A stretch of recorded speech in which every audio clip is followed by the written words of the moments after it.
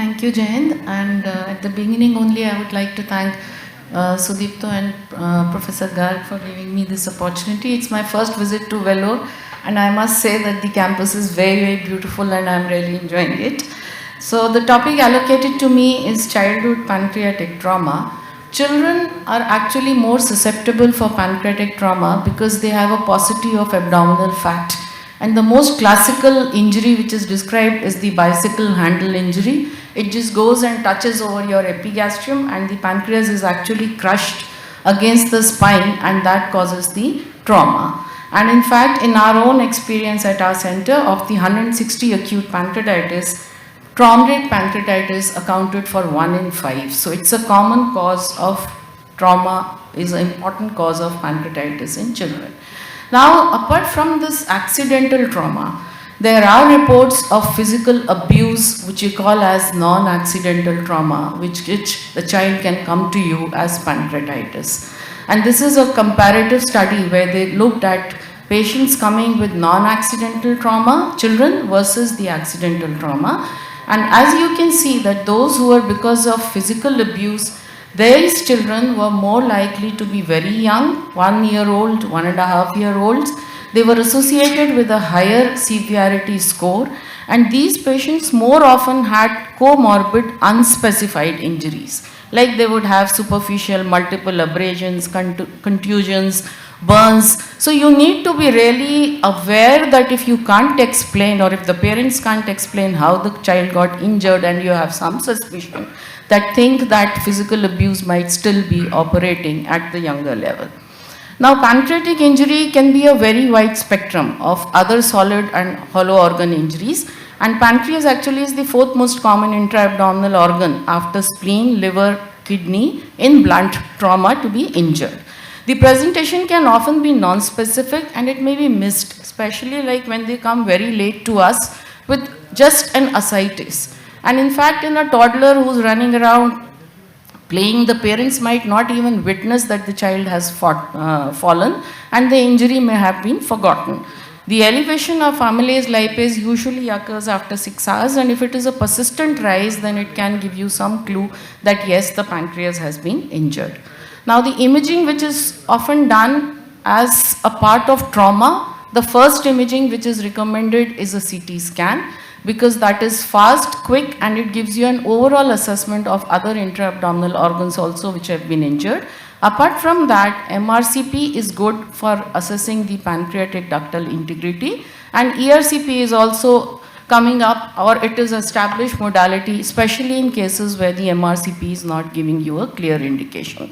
Because the management of pancreatic injury is largely dependent upon the fact that how much of the pancreatic ductal injury is present. So as you can see here, this is a CT showing a grade 3 laceration, then you have a good transection, a CT showing a transection with a pseudocyst, and then a full 50, along the whole thickness of the pancreas, if it's more than 50% across, it suggests that the likelihood of having a pancreatic ductal injury is higher. So this is a very interesting study where they looked at MRCP versus CT in traumatic injury of the pancreas in children.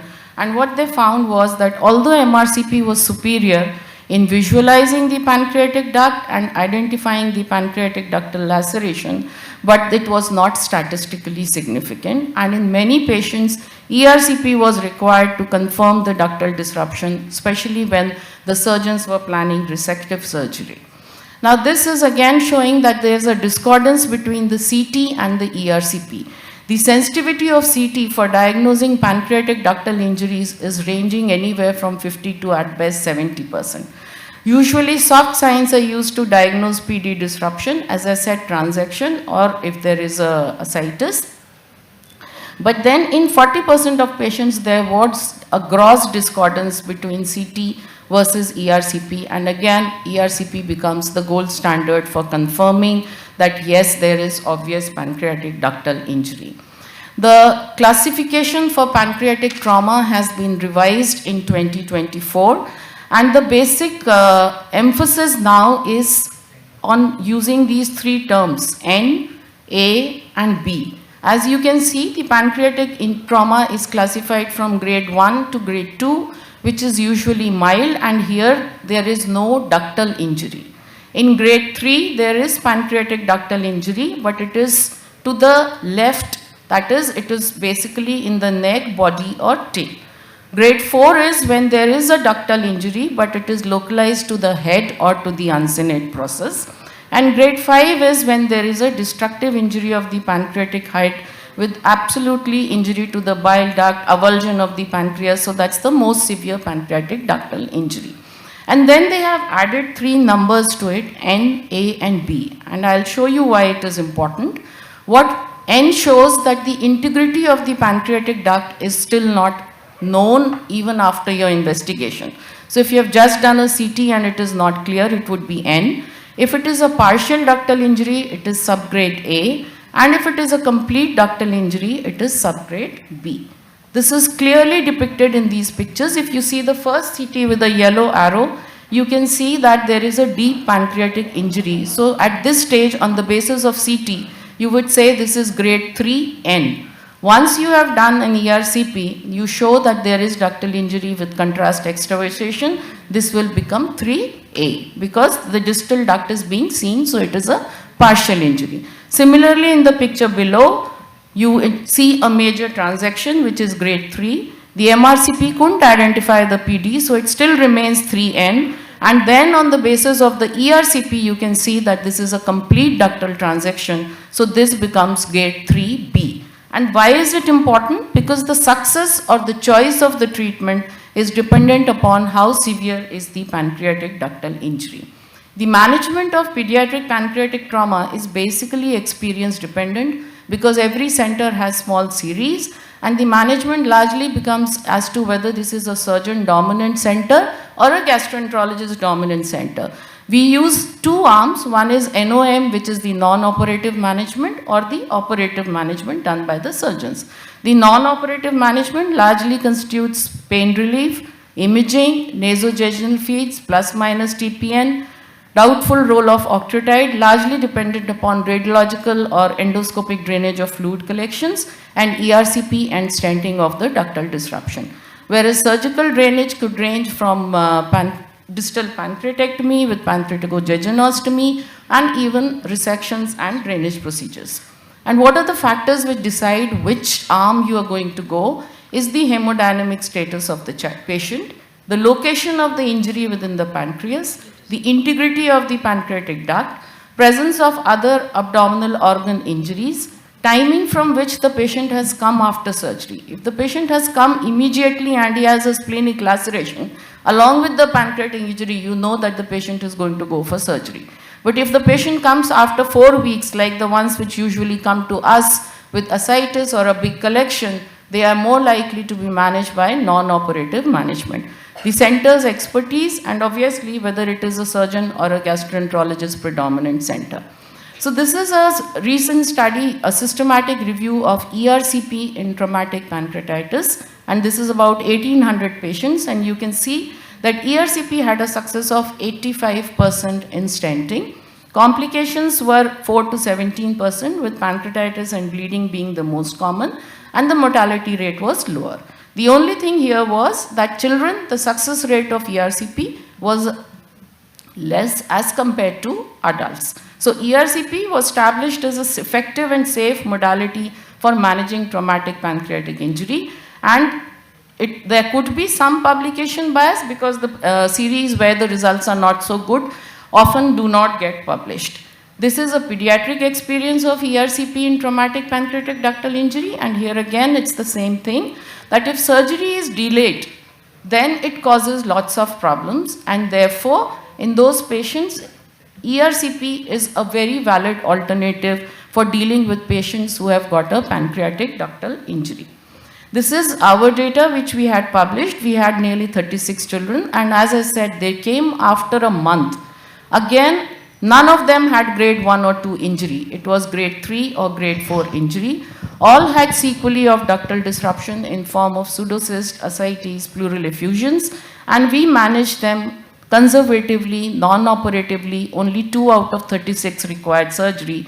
and it was effective in 95% of the patients.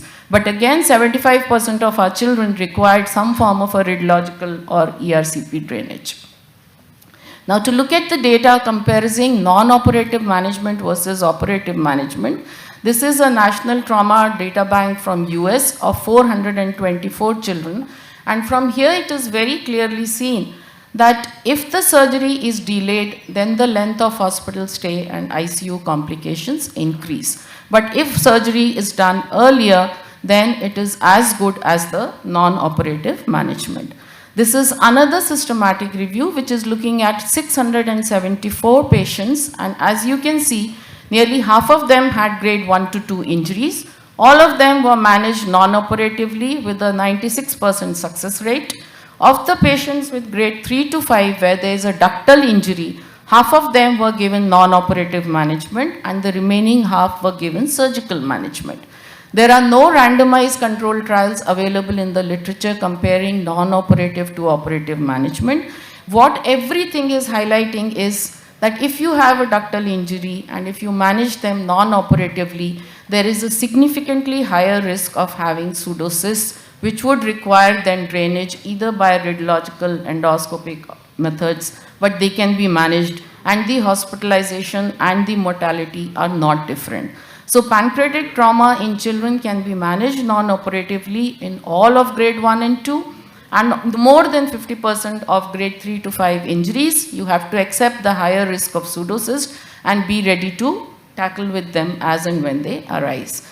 This is the last comparative study of non-operative versus operative. We had 42 studies, systematic review, meta-analysis, and what here you can see again is that non-operative management was successful in 90% of the patients, again with a significantly higher risk of pseudocyst.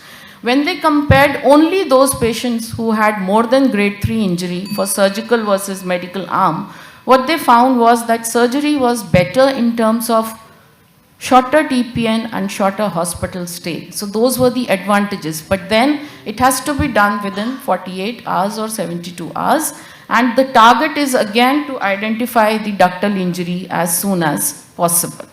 So basically this flowchart actually shows that if you have a suspected injury, do a CT as the first line. If you are suspecting that there is a ductal injury, you will have to resort to either an MRCP or maybe an ERCP in select group of cases. If there is no ductal injury, manage them symptomatically.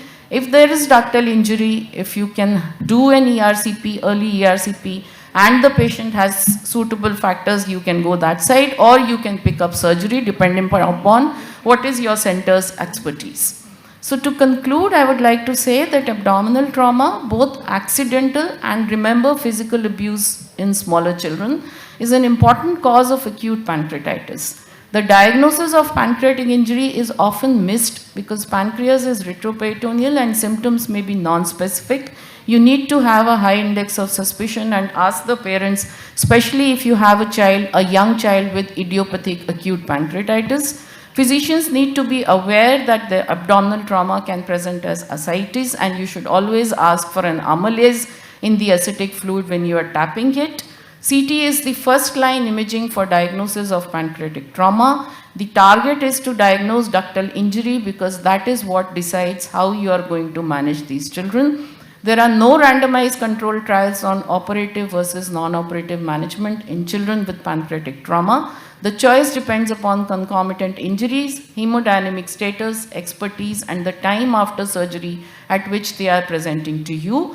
Minor injuries can be managed non-operatively. Severe injuries, you have the choice of both surgery versus ERCP. Patients may develop, what we have shown is in follow-up of over 6 to 8 years, nearly 1/3 of our children had changes of suggestive of chronic pancreatitis secondary to the traumatic ductal strictures. So these patients do need follow-up for symptoms as well as imaging. Thank you very much.